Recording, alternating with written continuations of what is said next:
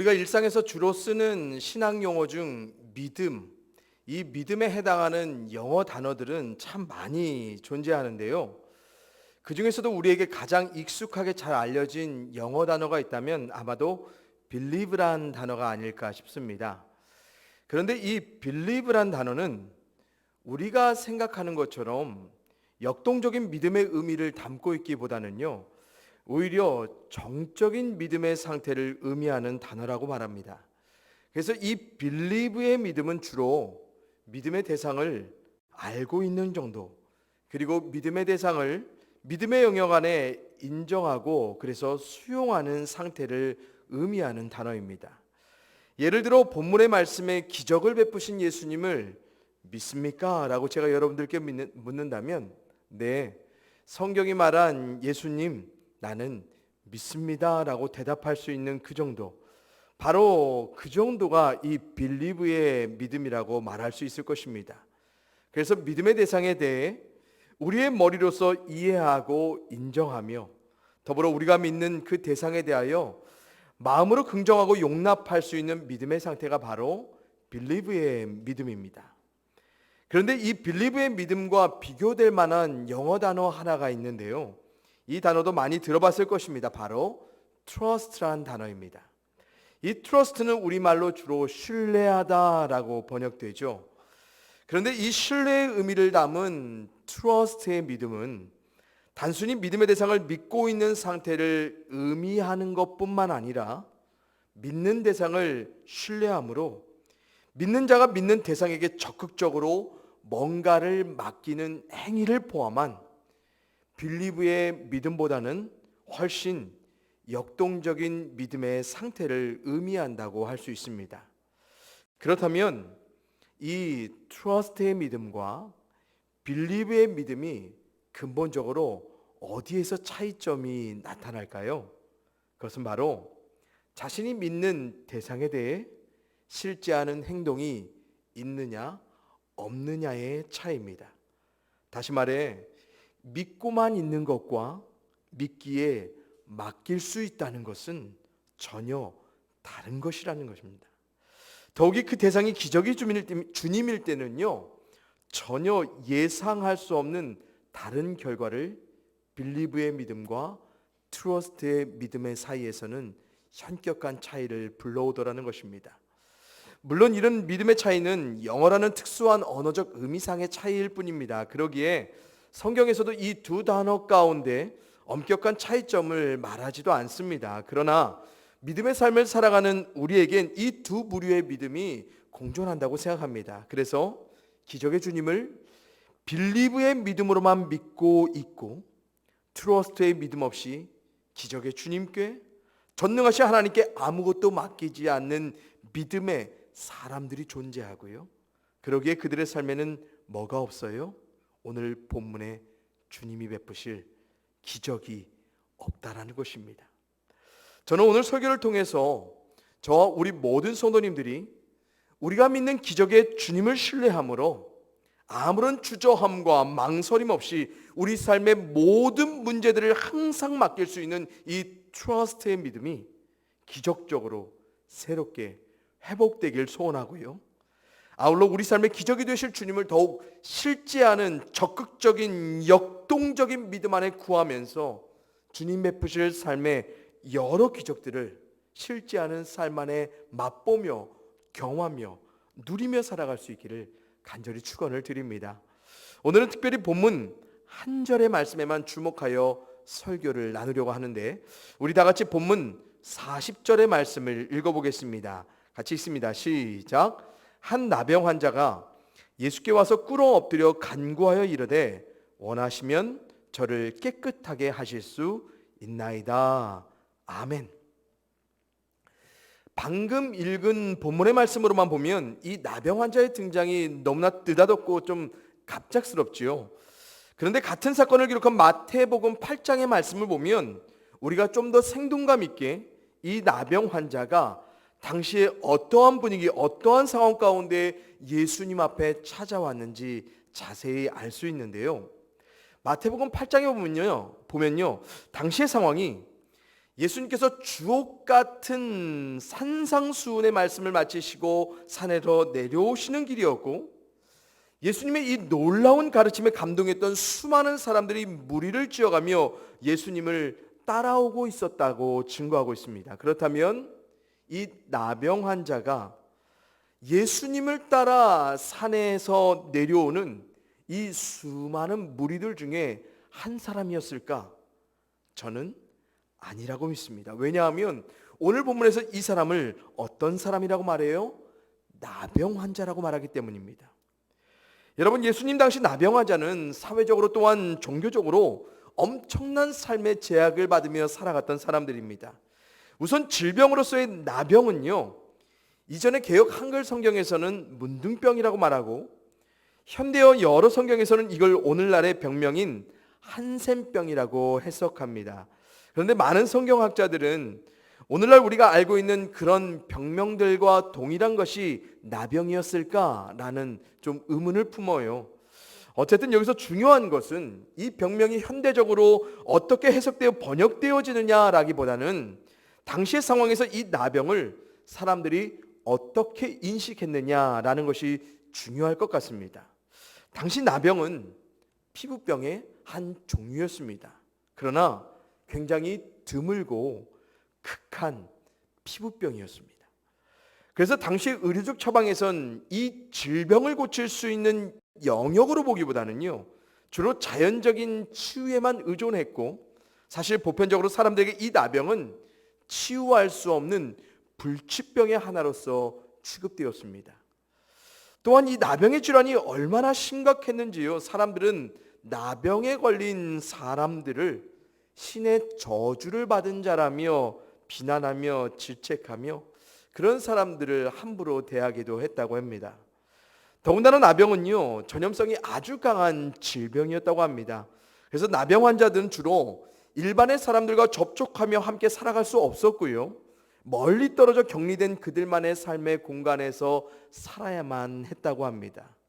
종교적으로도 이런 삶의 제약은 너무나 당연시되었습니다. 왜냐하면 구약성경 레위기 13장, 14장에 기록된 것처럼 나병의 강한 전염성으로 인해 나병 환자들은 사람들과 접촉이 금지되었고요, 별도로 격리된 채 살아감이 마땅하다, 성경에서도 증거합니다. 심지어 이 나병의 전염성이 얼마나 강했으면요, 그들이 다 회복되고 치유되었을지라도 그들이 살았던 자리는 뭐였어야 돼요?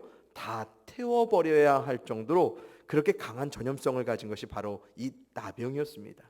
아무튼 첨단의 의학이 발달한 오늘날도요, 전염성이 강한 극한의 질병에 대해서는 어떻게 합니까? 철저히 환자를 격리하고 고립시켜 회복시키지요. 그런데 당시 나병 환자는 지금보다 더하면 더했지 사회적으로 일반의 사람들과는 함께 할 수 없었던 것이 분명합니다. 그런데 지금 이 나병 환자가 어디에 있었어요?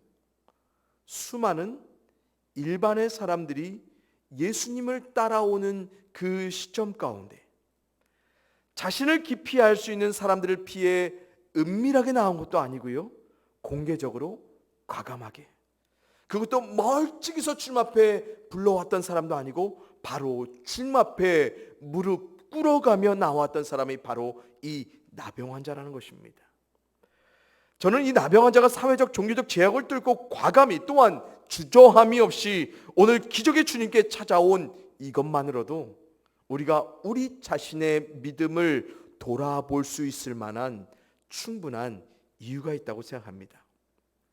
여러분, 우리가 정말 이 나병 환자처럼요, 극한의 혹은 불치의 질병에 걸렸다면, 아니면 우리의 힘으로서는 도저히 감당할 수 없는 절박한 삶의 문제들이 우리 가운데 찾아왔을 때 우리 삶의 모든 제약을 뛰어 넘어가며 우리가 이 나병 환자처럼 오직 기적의 주님께로만 찾아갈 수 있겠습니까?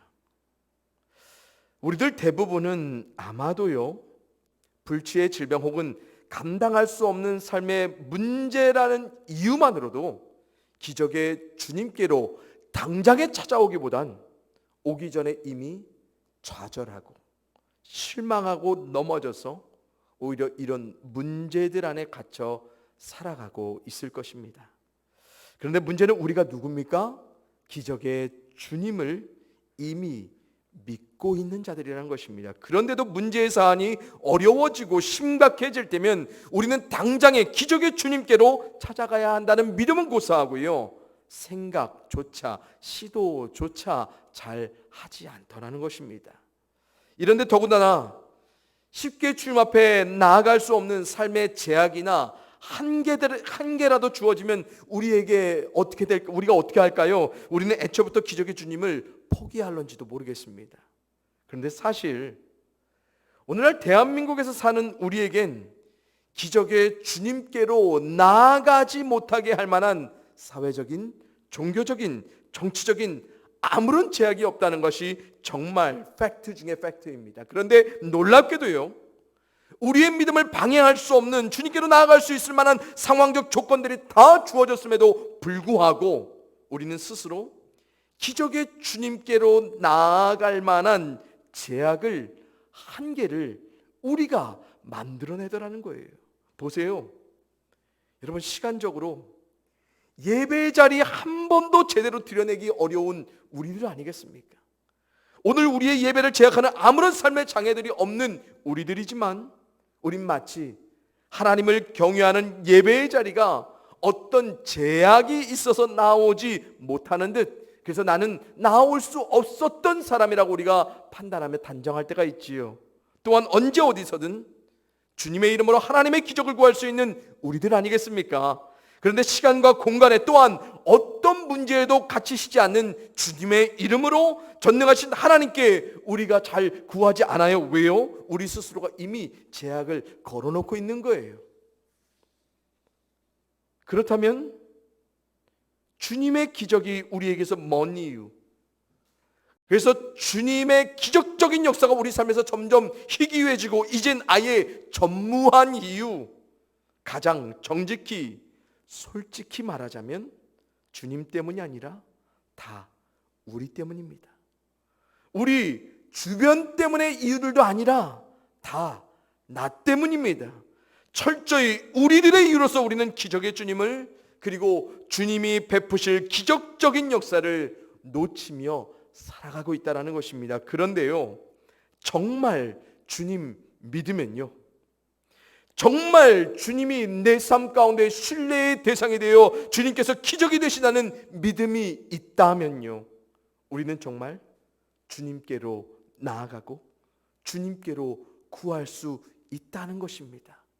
사안의 경중에 따라 선택되어지는 주님이 아니라 시간과 공간과 문제의 제약에 따라, 한계에 따라 주님을 구함이 있고 없는 것이 아니라 뭡니까? 정말 주님 믿으면 우리는 우리의 삶의 모든 것을 다 맡길 수 있다는 것입니다. 제가 개인적으로 정말로 좋아하는 책 중에 미국의 영성신학자 레너드 스윗 교수님이 쓰신 나를 미치게 하는 예수라는 책에 보면 이런 말이 있습니다. 예수님을 따르는 자들은 비정상이다. 선 밖으로 나가고 통념 밖에서 생각하며 기존의 해답을 거부한다. 한마디로 그리스도인들은 정상으로 살 수 없다. 일단 예수님의 제자가 되면 더 이상 정상으로는 만족할 수 없다. 오늘날 교회의 최대 문제는 바로 무기력한 정상 상태이다. 예수님은 역사상 정상적 존재 기준을 가장 크게 이탈한 자였다라고 말씀하십니다. 여러분, 오늘날 우리가 기적의 주님을 바라며 이 세상으로 관점으로 바라봤을 땐 비정상적으로, 그리고 우리에게 주어진 선을 넘어 익숙한 통념 밖에서 기존의 해답을 거부하며 오직 기적의 주님께로만 믿음으로 답을 찾아가는 이유 무엇일까요? 그것은 바로 근본적으로 성경의 역사에서 실제하셨던 예수님이 당시의 정상적인 존재 기준을 가장 크게, 아니 완전히 이탈한 것처럼 당신을 믿는 사람들에게 뭘 행하셨어요? 기적을 행하셨습니다. 그분의 가르침 역시도 당시의 통념과 당시의 생각 모두를 넘어섰던 거지요. 그래서 주님을 믿었던 사람들 모두 당시에 뭡니까? 정상으로 살 수 없었더라. 그리고 세상이 정의하는 한계 안에 무기력한 정상의 상태 가운데 머물며 살아갈 수 없었습니다. 왜요? 주님이 비정상, 즉 기적의 주님이, 놀라운 주님이 되셨기 때문입니다. 그래서 오늘 본문의 나병 환자도 당시 사회와 종교가 선을 그은 그 한계를 넘어 비정상적으로 미친 듯이 주님 앞에 나아갔던 것입니다. 여러분, 세상이 줄 수 있는 의료적 혹은 자연적인 해답의 통념을 벗어나 주님께로만 나아갈 수밖에 없었던 이 나병 환자, 왜 그렇습니까? 기적의 주님의 기적을 이 나병 환자는 진짜로 믿었거든요. 오늘날 우리들에게는 주님의 기적을 바라지 못하게 하는 여러 심리적인 또한 신앙적인 이유들이 크게 이렇게 두 가지로 요약될 수 있지 않을까 생각합니다. 첫째는요, 우리가 너무 기적의 주님과 주님이 베푸실 기적을 한정하기 때문이라는 것입니다. 여러분, 흔히 우리가 주님을 믿고 하나님 나라의 소망 가운데 살아갈 수 있는 그 자체만을 기적의 전부로 치부할 때가 있습니다. 물론 우리 가운데 이루어진 기적들 중에 가장 궁극적인 기적, 우리가 예수 믿고 예수 믿어 우리가 하나님 나라의 영생함의 소망을 얻은 것, 바로 그것이지요. 그러나 이것만을 기적의 전부로서 생각하며 주님은 살아가라 우리에게 말씀하셨습니까? 그래서 우리가 주님 믿고 하나님 나라의 소망 가운데 현재를 살아가는 삶에서 마주하는 숱한 문제들이 있다면 마치 주님의 기적을 바라며 소원하는 것은 이 근본적인 기적의 역사를 우리가 부인하고 있는 것처럼, 때론 그 외에 다른 기적적인 하나님의 역사를 구하면 마치 불신앙적인 우리들, 그래서 너무 기적의 역사만을 보채는 듯한 우리들을 인식하게끔 어느덧 이런 생각들이 우리 가운데 편만하게 되었습니다. 그래서 마주하는 삶에서 정말 주님의 기적을 구하여야 할 때에도 우리는 이미 체념한 듯 기적의 주님께 구함과 또한 주님의 기적을 구하는 믿음 그 자체를 소극적으로, 때론 원천적으로 차단하고 거부하며 살아갈 때가 있더라는 것입니다. 하지만 성경의 수많은 믿음의 사람들은요, 주님을 믿으면서도 굳건한 하나님 나라의 소망을 가지고 살았음에도 불구하고 여전히 그들의 현재에서 주님의 이름을 통해 하나님의 기적을 구하며 또 경험하며 살아갔더라는 것입니다. 또한 둘째로요, 우리는 주님의 기적만을 전부로 삶을 구하는 비뚤어진 믿음으로 주님을 찾는 많은 사람들을 보아왔습니다. 물론 우리는 기적의 주님을, 그리고 주님이 베푸실 기적을 기대하고 소망해야 합니다. 하지만 오직 주님의 기적만을 바라며 매일 신비주의적인 믿음으로 주님께 기적만 이뤄달라고 매달리는 삶을 살아가는 자들은 우리가 결코 아니라는 거예요. 또한 우리의 욕망하는, 지극히 우리 중심적인 결과를 이루기 위해 주님의 기적을 믿음으로 찾아가는 사람들, 우리들 아닙니다. 오히려 이런 믿음의 삶 우리가 늘 깨어 주의하며 생각하며 그릇된 믿음의 태도를 우리가 끊임없이 제고해야 됩니다. 그러나 오늘날 우리에겐 이런 그릇된 믿음의 태도를 조심하여 걱정할 겨를도 없이, 때로 한정적으로 주님의 기적을 예외로 두려는 우리의 소극적인 믿음을 생각할 필요도 없이, 우리는 정작 주님이 기적이 아니고서는 살 수 없는 문제들 안에 둘러싸여져 있으면서도, 주님이 기적적인 역사가 아니고서는 풀어낼 수 없는 삶의 장애 가운데 수없이 마주하며 살아가면서도, 그래서 정말로 주님이 기적이 되어 주셔야만 하는 상황과 조건 안에 반복하며 살아가면서도 반복해서 정작 주님을 기적으로 구하지 않더라는 것입니다. 그래서 오늘날 우리 믿음의 사람들의 최대 문제 무엇일까요? 이 기적을 주님을 믿는다면서도 우리에게 친숙하고 익숙한 그 한계, 그 통념, 그 해답들에 의존하여 우리 주님 보시기에 가장 무기력한 비정상적인 삶을 살아가더라는 것입니다. 사랑하는 우리 질그릇교회 성도님들, 정말 우리에겐 기적적인 주님의 능력과 지혜와 역사가 필요 없어서 우리가 기적을 구하지 않을까요? 아니면 우리에겐 주님의 기적이 없어도 충분히 살아낼 우리의 이유가 있어서 그럴까요? 우리의 믿음 안에 분별력 있게 잘 헤아려진 이유들 때문에 우리가 주님의 기적을 더 이상 구하지 않아도 되는 것일까요? 아니면 우리가 이미 분별해 놓은 해답들이 있기 때문에 우리가 주님의 기적의 주님을 구하지 않을까요? 우리 각자가 정직하게 주님 앞에 믿음으로 대답할 수 있기를 소원합니다. 그런데 주님 말씀하십니다. 요한복음 14장 14절입니다. 내 이름으로 무엇이든지 내게 구하면 내가 행하리라. 아멘. 성도님들, 지금 주님 말씀하신 이 무엇이든지 안에 주님 행하지 못할 것이 있을까요? 우리들 중 그 누구도 자신 있게 주님은 모든 것, 즉 무엇이든지 우리가 구하면 행하여 주실 것이란 믿음이 있을 겁니다. 그런데 정말 기적은 이런 주님을 믿으면서도 우리가 아무것도 주님께 구하지 못하는 게 아니라 구하지 않는다는 것입니다. 하지만 주님 우리 가운데 행하여 주실 무엇이든지 믿음이 진짜로 있다면 우리는 반드시 주님을 통해 그분이 행하여 주실 무엇이든지를 구하며 살게 될 것입니다. 그리고 우리에게 허락된 가장 큰 기적, 모든 것을 주님의 이름으로 구하며 그분의 행하여 주심으로 살 수 있음을 우리는 거듭 경험하게 될 것이고요. 그리고 이 믿음의 삶 가운데 우리가 감히 예상할 수 없었던 주님의 기적도 맛보며 살아가게 될 것입니다. 이제 말씀을 맺습니다. 저를 비롯한 우리 질그릇교회 성도님들 모두가 기적의 주님과 주님 베푸실 기적을 단지 알고 긍정하며 믿고 있는 빌리브의 믿음만이 아닌 주님과 주님의 기적을 믿기에 적극적으로 역동적으로 여러분의 삶에 마주한 모든 문제를 내어 맡기는 트러스트의 믿음으로 보다 확장된 믿음의 삶을 주님으로 말미암아 누려가실 수 있기를 간절히 소원을 드립니다. 그래서 기적의 주님, 주님의 기적 모두 우리의 믿음 외의 것으로 두지 마시고요, 늘 트러스트의 믿음으로 기적의 주님 앞에 우리의 모든 것을 맡겨내므로 정말 모든 것에 무엇에든지 주님의 은혜요 축복이요 기적이었음을 날마다 감사함의 고백으로 올려드리며 살아가는 복된 삶을 누리시기를 소원합니다.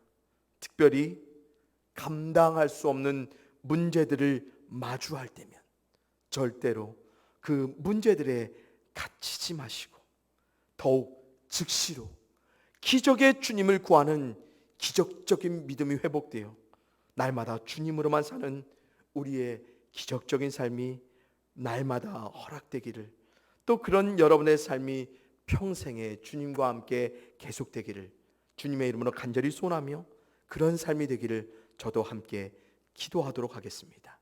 함께 기도하겠습니다. 전능하신 아버지 하나님의 그 크심 그대로 우리가 믿고 그 크심의 영광을 우리가 이 시간도 찬양합니다.